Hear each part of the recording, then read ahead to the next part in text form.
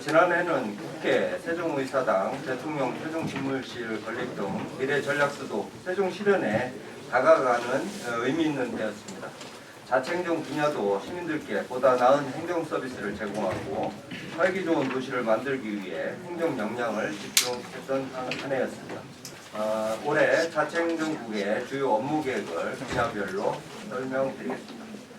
첫 번째, 시민과 함께하는 선진 자치행정을 펼치겠습니다. 시민이 만족하는 행정 서비스를 더욱 효율적으로 제공하기 위하여 지원을 아끼지 않겠습니다. 지편동 행정복지센터를 신속히 개청하여 민원 행정 서비스 편의를 제공하겠습니다. 현장 중심의 주민자치회 운영을 위해 실태 점검을 실시하고 다양한 건의사항과 개선사항을 폭넓게 수렴하여 관련 제도를 보완 정비해 나가겠습니다. 성숙한 주민자치회 운영을 위하여 관계자, 워크숍, 역량 강화 교육 등을 지원하겠습니다. 실질적 주민자치 실현을 위해 자치분권 특별회계를 효율적으로 운영하고 읍면동 특색에 맞는 사업을 적극 발굴하겠습니다. 제9회 전국 동시 지방선거를 대비하여 공명선거 추진체계를 확립하고 법정 사무를 차질 없이 추진하겠습니다. 이를 위해 공명선거 추진단을 운영하고 전 직원 대상 공직선거법 교육을 적기에 진행하겠습니다. 온기 나눔 범국민 캠페인과 연계한 집중 자원봉사 주간을 운영하여 자원봉사 활동률을 제고하겠습니다. 기후변화 대응을 위한 탄소제로 운동 등 사회문제 해결을 위한 자원봉사 활동에 시민 여러분이 적극적으로 참여할 수 있도록 독려하겠습니다. 주민들의 생활 편의를 위해 주민 공동 이용시설 확충 및 기능 개선에도 힘쓰겠습니다. 시설 개선이 시급한 마을회관 1곳을 신속히 재건축하고 시설 복구 및 개선이 필요한 마을회관 10곳의 보수공사를 서둘러 마무리하겠습니다. 지편동, 산울동 행복누림터는 개청 전까지 철저히 점검해 시민들이 안전하고 편리하게 이용할 수 있도록 하겠습니다. 둘째, 현장 중심의 소통으로 신뢰받는 시정을 구현하겠습니다. 2026년 시정 방향 및 업무 계획에 대한 시민들의 목소리를 청취하기 위해 새해맞이 시민과의 대화를 이를 통해 실시하겠습니다. 그 외에 다양한 계층을 찾아 현장에서 시민 의견을 청취하는 찾아가는 현장 소통을 계속 추진하겠습니다.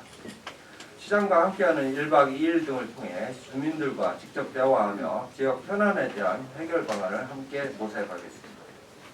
제7기 시정 모니터단을 운영해 시 주요 정책과 제도에 대한 시민 의견을 수렴하고 시민의 눈높이에 맞는 시정을 구현하겠습니다. 제4기 시민주권회의는 분과별 중점 과제를 중심으로 성과를 도출하고 연말에 결과를 공유해 운영의 내실화를 도모하겠습니다. 세종시태앱을 기반으로 시민정책 소통방과 세종투표를 운영하여 정책 결정 과정에서 시민과의 양방향 소통체계를 더욱 강화해 나가겠습니다. 경쟁력 있는 고향사랑 기부제 운영을 위해 선제적 모금 전략을 추진하고 답례품 품질을 강화하겠습니다. 지난해 고향사랑 기부금으로 4억 5천만 원을 모금하여 2024년 대비 151% 증가했습니다. 올해 상반기에 타 지자체와의 교차 기부를 실시하고 현장 홍보를 활발히 실시하여 모금 활동을 강화해 나가겠습니다. 지역 특산물 기반의 답례품을 육성하여 기부자에게 양질의 답례품을 제공하도록 하겠습니다. 마을 공동체의 질적 성장을 위한 지원 체계를 마련하여 지속 가능한 공동체 생태계를 구상하겠습니다. 지역 문제를 스스로 해결하는 마을 공동체 공모 사업을 추진하고 성과 공유회를 개최하여 현장 중심의 우수 사례를 발굴하고 확산될 수 있도록 힘쓰겠습니다. 인권 존중의 행정을 강화하여 시민의 인권을 보호하고 공정하고 객관적인 고충 민원 처리를 통해 시민 권익을 구제하겠습니다. 현장 중심의 상담 조사 기능을 강화하여 시민과 소통하는 인권 행정 체계를 구축하고 민원 창구와 언론 등에 대한 모니터링을 통해 선제적으로 고충 민원을 발굴하겠습니다. 또한 시민고충처리위원회를 상시 운영하는 등 시민의 권익 보호를 위해 노력하겠습니다. 셋째, 지역 경제와 함께하는 폐계 행정을 구현하겠습니다. 최근 경기 둔화가 지속되며 지역 업체와 소상공인의 경영 여건이 어려워지고 있습니다. 이에 지역 업체를 우선으로 하는 각종 제도를 시행하여 실질적인 입찰 참여 기회를 넓혀나가겠습니다. 지역 제한 입찰 제도, 지역 의무 공동도급 제도 등을 적극 시행하여 관내 업체와의 계약 체결률을 높이고 대금 지급 기한을 단축하여 기업의 자금 회전력을 개선할 수 있도록 노력하겠습니다. 또한 하도급 지킴 및 상생결제 제도를 통해 하도급 업체에 대금이 안전하게 지급되어 불공정 거래가 생기지 않도록 하겠습니다. 시민의 소중한 재산인 공유재산을 효율적으로 활용하겠습니다. 보존 부적합 토지는 적극 매각하여 시 재정을 확충하고 미활용 재산을 발굴하고 활용 방안을 강구하겠습니다. 또한 청사를 이용하는 시민들을 위해 시민 쉼터 공간을 조성하고 청사 여유 공간을 활용하여 전시 문화 공간을 제공하는 등 시민이 만족하는 열린 청사를 만들어 가겠습니다. 넷째, 안정적인 지방 세입 확보에 최선을 다하겠습니다. 올해도 국내외 경제 불확실성, 인구 정체 등으로 세수를 확보하는 데 어려움이 예상됩니다. 우리 시는 다양한 세입 확보 방안을 모색하고 적극적인 체납 징수로 지방세 목표액 8,461억 원 달성에 최선을 다하겠습니다. 모바일 전자납부 안내 강화, 전자 송단 기율을 제고하고 취득세 간편 신고 운영 등 징수율을 높일 수 있는 방안을 추진하겠습니다.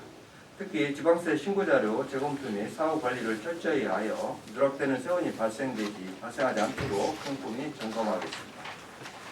체납액 징수율 제고를 위해 압류 등 체납 처분과 행정 제재를 강화하여 조세 정의를 실현해 나가겠습니다. 고액 상습 체납자에 대해서는 압류 재산을 매각하고 가상자산, 예금급여 등은 집중 압류를 실시하며 명단 공개 등 모든 가용 수단을 적극 활용하여 엄정 대응하겠습니다. 체납 안내문 모바일 전자송달을 단계적으로 도입하여 납부 편의성을 높이고 빅데이터 인공지능 기반 체납 차량 출연 지도를 활용해 번호판 영치 단속의 효율성을 제고하겠습니다. 또한 철저한 과세 자료 분석을 통한 정확한 세무조사와 감면 의무사항 이행 여부에 대한 검증을 강화하는 한편 자진 신고 납부 사전 안내를 통해 납세자 권익 보호에도 힘쓰겠습니다. 다섯째, 배움으로 시민의 성장을 지원하는 미래교육을 구현해보겠습니다. 미래 인재 육성을 뒷받침할 수 있는 실질적 교육 지원 체계를 강화하겠습니다. 시와 교육청 간 소통 협력 체계를 강화하고 법정, 비법정 전출금을 통해 교육 재정을 지원하겠습니다. 학부모 교육비 부담 경감을 위해 중고등학교 신입생 교육비를 지원하고 셋째 이상 다자녀 가정 초등학교 학생에게 입학 지원금을 지급하겠습니다. 생성형 인공지능 확산 등 환경 변화에 대응하고 시민의 전생의 성장을 지원하는 포용교육이고 지속가능한 평생 학습 도시를 조성하겠습니다. AI 시민 아카데미 및 AI와 인문학 융합 교육과정을 개발 운영하고 고령층 장애인 맞춤형 디지털 활용 교육을 운영하겠습니다. 사회적 배려 계층의 평생교육 이용권 지급 등 평생교육 기회를 부여해 교육 격차를 해소하겠습니다. 지역의 우수 인재 육성과 글로벌 인재 육성을 위해 맞춤형 장학금 및 세종 세계로 장학금을 지속 지원하겠습니다. 행복 누림터를 활용한 방과 후 활동 프로그램 운영으로 창의적인 학습 기회를 제공하도록 하겠습니다. 우수한 행복교육센터를 발굴하여 아동 청소년의 눈높이에 맞는 체험 활동을 제공하도록 하겠습니다. 2026년은 시민 여러분과 끊임없이 소통하며 시민의 목소리가 정책에 적극 반영될 수 있도록 최선을 다하겠습니다. 지방세 세입 전망은 올해와 비슷한 수준으로 전망이 사실 되고요. 경제 여건은 크게 나아졌다라고는 볼 수 없다라고 이제 판단이 됩니다.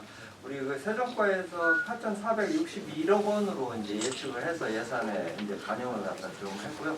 다만 작년도의 실질적인 징수액은 8,768억 원으로 지금 현재 26년도 예산액보다 약 한 307억 원이 이제 더 징수가 된 상황입니다. 더 징수하게 된 사유는 이제 공동주택 입주 물량이 작년에는 876호가 있었었고요. 올해는 사실은 이제 발생하지를 않습니다. 그리고 스마트 국가산단이 작년도에 한 40억 정도 이제 취득세가 이제 징수될 것으로 이제 예측을 했습니다만, 그리고 나머지는 올해 징수될 것으로 예측을 했는데 작년도에 이제 약 한 100억 정도가 징수를 됐고, 이러한 요인들, 특수 요인들을 살펴봐서 특수 요인들이 발생이 돼서 약 307억 원이 더 발생됐다라고 생각이 되는데요. 올해 사실 현실적으로 이제 보수적으로 이제 세임 예산액을 잡은 건 맞는 것 같고요. 이후 이제 조금 공동주택 거래량들이 이제 일부 조금 이제 증가하는 부분이 좀 발생하고 있어서 여러 가지 기대와 그러니까 대통령실 이전이라든지 이런 기대를 통해서 부동산 거래라든지 이런 것들이 더 활성화되면은 보수적으로 전망한 8,461억 원보다는 좀 더 징수될 것으로 이제 생각되고 있습니다. 이 부분에 대해서는 어느 부분에 더 징수될 것인지는 구체적으로 지금 산정할 수가 없어서 구체적으로 말씀드릴 수가 힘들다라는 말씀을 좀 드리겠습니다.